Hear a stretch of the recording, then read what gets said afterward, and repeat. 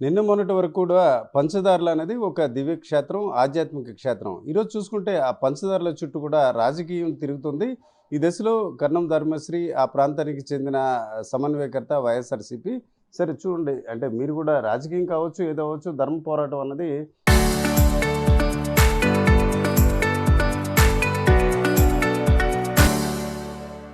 మీ ఆధ్వర్యంలో గత కొన్ని రోజులుగా చేస్తున్నారు. ఈరోజు పవన్ కళ్యాణ్ గారు ఆ ప్రాంతంలో మైనింగ్ విషయం మీద ఒక ఎంక్వైరీ వేయండి, దానికి బాధ్యులు ఎవరైతే గుర్తించండి అన్నారు. ఇంకా మీరు ఆ ఇష్యూని ఆగినట్టు అనిపిస్తుందా? ఇంకా దాన్ని కొనసాగించాలన్న ఆలోచనతో ఉన్నారా? 100% నిజంగా కానీ నో మైనింగ్ జోన్ కింద జీవో రూపంలో వస్తే తప్పనిసరిగా మా ప్రాంత ప్రజలతో పాటు అందరూ సంతోషిస్తారు. మా తాలూకు డిమాండ్ అదే. నో మైనింగ్ జోన్ కింద ప్రకటించాలి. పంచదారులకు ఉన్న పవిత్ర క్షేత్రంగా ఉంచాలి.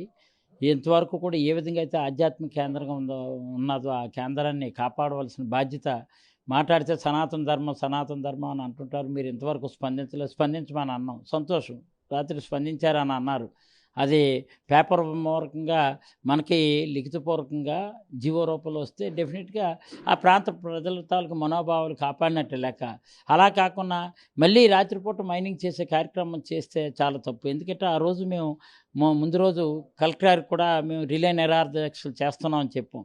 వెంటనే ఆవిడ ఏం చేసిందంటే, లేదండి, మీరు అంతకుముందు ఒకసారి ఇష్యూ అప్పటికి 15 రోజుల ముందు చేసాం. ఇష్యూ రేజ్ చేసినప్పుడు మేము ఆర్కియాలజీ డిపార్ట్మెంట్ కూడా పెట్టాం, సర్వే చేయమన్నాం. సర్వే రిపోర్ట్ వచ్చింది. దాని ప్రకారం కొంత డీవియేషన్ అయ్యారు. వాళ్ళు నిబంధనలకు విరుద్ధంగా క్వారీ మైనింగ్ చేశారు. ఎట్టి పరిస్థితుల్లో మేము అది ఆఫ్ చేస్తున్నాం అని ప్రెస్ నోట్ రిలీజ్ చేశారు. బట్ ఆ రోజు నైటు ముందు మళ్ళీ రిలే దీక్ష ఏ రోజైతే నిరాహారదీక్ష చేస్తున్నామో అప్ టు 10 గంటల వరకు కూడా లారీలు వెళ్తూనే ఉన్నాయి. లారీలు వెళ్ళకుండా రోడ్డుకి అడ్డుగా టెంట్ వేసాం. టెంట్ వేసి కూర్చుంటే లారీలు ఉన్నాయి. ఆ ఫోటోలు కూడా మీకు విజువల్స్లో చూపిస్తాను. ఇప్పుడు అక్కడ లారీలు ఎన్ని ఆగిపోయాయి, మిషనరీతో సహా అక్కడ ఉంది. దానికోసం ఆ మిషనరీ పోలీసు వాళ్ళు పంపించి మిషనరీని మేము ఎక్కడ దగ్ధం చేసేస్తామో, లేదా ప్రజలు ఎక్కడ దగ్ధం చేస్తారు భయపడి ఇంకా పోలీసు ప్రొటెక్షన్ మిషనరీ దగ్గర పెట్టారు. బట్ మేము సాఫీగా గాంధీ మార్గంలో రిలే నిరాహారదీక్ష చేసాం, మా వాదన వినిపించాం.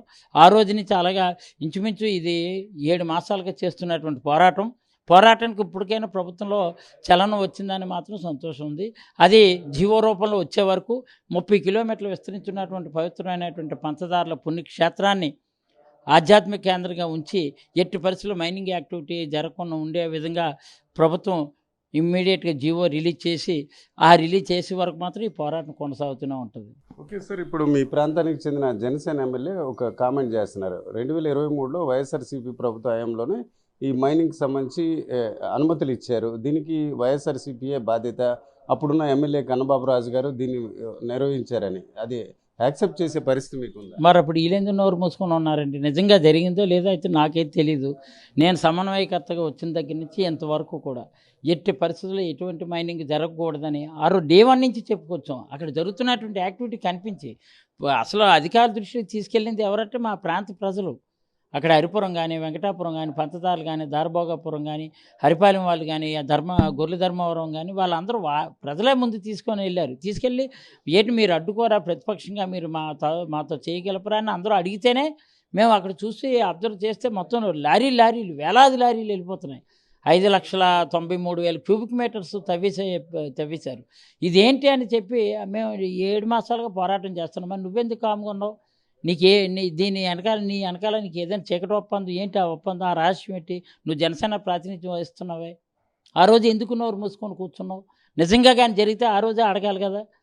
నాకైతే అక్కడ మైనింగ్ జరిగిందనే సంగతి తెలియదు అప్పుడైతే. ఈ రోజు నేను వచ్చిన తర్వాత మైనింగ్ జరగకూడదు, పవిత్రమైన పుణ్యక్షేత్రాన్ని ఎప్పుడు కాపాడుకోవాల్సిన బాధ్యత హిందువులుగా మనపై ఉంది అని చెప్పేసి మేము అందరికీ పిలిపించాం. హిందూ ధర్మ పరిరక్షణ సమితి వాళ్ళు కూడా వచ్చారు, వేద పండితులు వచ్చారు, గాయత్రి బ్రాహ్మణ సేవా సమితి వాళ్ళు వచ్చారు, దీన్ని కాపాడండి అని చెప్పారు. ఇది వాస్తవం కూడా. అది ఎందుకంటే చాలా 5 దారులు ఇప్పుడు బురదమయం అయిపోయిన పరిస్థితి. అది ఎవరు ఆర్కియాలజీ డిపార్ట్మెంట్ వాళ్ళకి తెలియలేదు ఎక్కడి నుంచి హారిజన్, అది వాటర్ ఎక్కడి నుంచి వస్తుందని తెలియదు వాళ్ళకి.